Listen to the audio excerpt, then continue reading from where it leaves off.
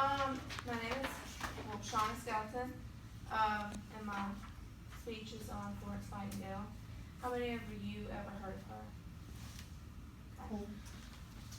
She pioneered the nursing field, and that's the field I plan on going into. To learn more about her, you'll need to know about her early life, her time in war, and her legacy and her death.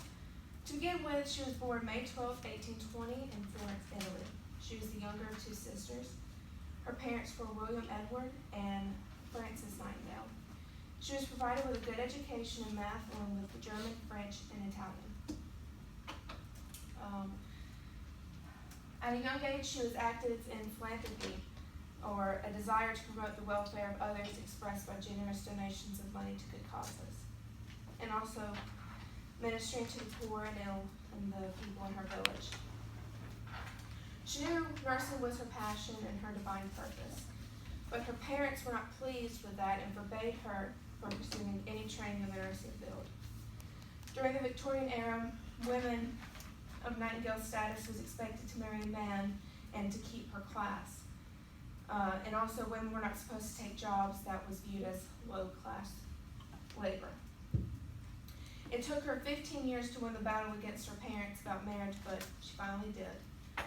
She refused her proposal by Richard Monckton Mills in 1849, and her father gave her annuity, so she took over a hospital on Harley Street and put her ideas to practice. She eventually enrolled at a nursing school as a nursing student in 1850 to 1851 at the Institution of Protestant Deacons in Kashgar, Germany. Around her mid-30s, in 1853, the Korean War broke out. This war was between Russia and an alliance with Britain, France, and the Ottoman Empire, modern-day Turkey. This war was the first war that had correspondents at the front. They reported thousands of soldiers that had died at the hospitals from typhoid fever, chlorea, and dysentery.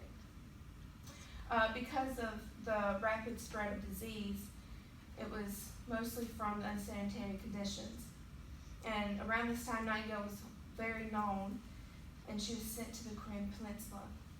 When she got there, she saw the lack of food, bandages, and even latrines and the filth. She had a vision of how things should be, and she wanted to improve hygiene practices and lower the death rate in the hospitals. She wanted professional nurses and medical care for everyone.